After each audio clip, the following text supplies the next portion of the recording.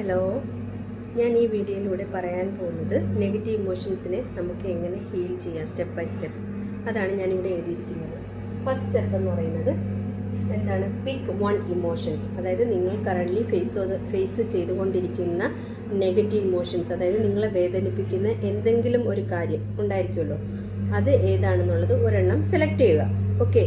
അപ്പോൾ negative emotions എന്ന് പറയുമ്പം നമുക്ക് കോൺഫിഡൻസ് ഇല്ലായ്മ, ഫിയർ, ഗിൽറ്റ്, ആങ്കർ, അങ്ങനെ നമുക്ക് പല പല ഇമോഷൻസ് ഉണ്ടായിരിക്കും അല്ലേ. ചിലപ്പോൾ ഒന്ന് മറ്റൊന്നിനോട് ബന്ധപ്പെട്ടതായിരിക്കും. അതായത് ഒരു കാര്യമുണ്ടെങ്കിൽ നമുക്കിതെല്ലാം വരും സ്വാഭാവികമായിട്ടും.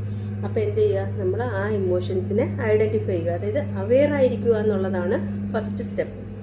ഓക്കെ, സെൽഫ് അവെയർനെസ്, അതാണ് നമുക്ക് ഫസ്റ്റ് വേണ്ടത്. അതായത് ഞാനിപ്പോൾ ചിന്തിക്കുന്നത് നല്ലതാണോ, ഇത് എന്നെ വേദനിപ്പിക്കുന്നതാണോ, ഇതെന്നെ ഫ്യൂച്ചറിനെ ബാധിക്കുമോ, അങ്ങനെയുള്ള കുറേ കാര്യങ്ങൾ നമ്മളോട് തന്നെ ചോദിച്ചുകൊണ്ടിരിക്കുക.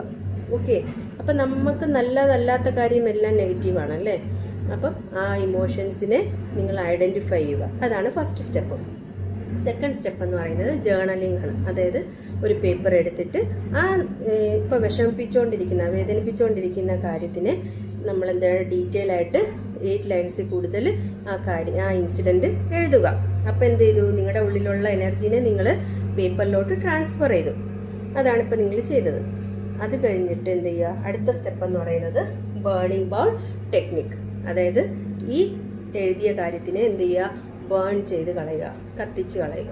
കത്തിച്ചതിന് ശേഷം എന്താ ചെയ്യേണ്ട? ആ ആഷസ് നിങ്ങൾക്ക് എന്ത് വേണോ ചെയ്യാം. സിങ്കിൽ വെള്ളം ഒഴിച്ച് കളയുകയോ അല്ലെങ്കിൽ പുറത്ത് എവിടെയെങ്കിലും കളയുക. പിന്നെ അതിനെപ്പറ്റി ബോധറാവേണ്ട, അത് എങ്ങനെ വേണോ നമുക്ക് അതിനെ കളയാം. അതായത് നമ്മുടെ മനസ്സിലുള്ള നെഗറ്റീവിനെ നമ്മൾ ക്ലീൻ ഔട്ട് ചെയ്തു എന്നുള്ളൊരു ഇതാണ് നമ്മൾ ആ ടെക്നിക്ക് കൊണ്ട് ഉദ്ദേശിക്കുന്നത്. അടുത്തെന്ന് പറഞ്ഞത് ഹോപ്പോനോപ്പോനോ ടെക്നിക്ക്. ഇതെല്ലാം ചെയ്താലും ചിലപ്പോൾ നമ്മുടെ ഉള്ളിൽ നിന്ന് അത് പോകത്തില്ല, ഒരു ഹാഫേ പോവുള്ളൂ. അപ്പോൾ എന്ത് ചെയ്യണം? ലാസ്റ്റ് നമ്മളെന്താ മെഡിറ്റേഷൻ ഇരിക്കുന്ന പോലെയോ അല്ലെങ്കിൽ റിലാക്സായി ഒരു ഡിസ്റ്റർബൻസ് ഇല്ലാത്തൊരു പ്ലേസിലിരിക്കുക. ഈ ഒരു ചിന്ത, അതായത് ഇപ്പം നിങ്ങൾ അലട്ടിക്കൊണ്ടിരിക്കുന്ന ചിന്തയെ നിങ്ങൾ ഒന്നും കൂടി മൈൻഡിൽ ഓർക്കുക. എന്നിട്ട് അതിനോട് പറയുക, I am sorry, please forgive me, I love you, thank you. അതായത് ഹോപ്പോനോപ്പോനോ ടെക്നിക്ക്. ഈ 4 ലൈൻസ് പറയുന്നതുകൊണ്ട് നിങ്ങളുടെ ഉള്ളിലുള്ള നിങ്ങളെ വേദനിപ്പിക്കുന്ന എനർജീനോട് നിങ്ങൾ പറയണം, I am sorry, please forgive me, I love you, thank you. അതായത് നമ്മൾ തെറ്റുകൾ ചെയ്തതുകൊണ്ട് മാത്രമല്ല നമ്മൾ ഐ എം സോറി പറയുന്നത്. ഈ ഒരു ഇൻസിഡൻറ്റ് കൊണ്ട് നമ്മളെ തന്നെ വേദനിപ്പിച്ചു അല്ലേ. അപ്പം നമ്മളെ വേദന നമുക്ക് മാത്രമേ അറിയൂ. അപ്പം നമ്മളോട് തന്നെയാണ് പറയുന്നത്, I am sorry, please forgive me, I love you, thank U. Okay. അത് ഫീൽ ചെയ്ത് ആ 4 ലൈൻസ് പറയുക. 11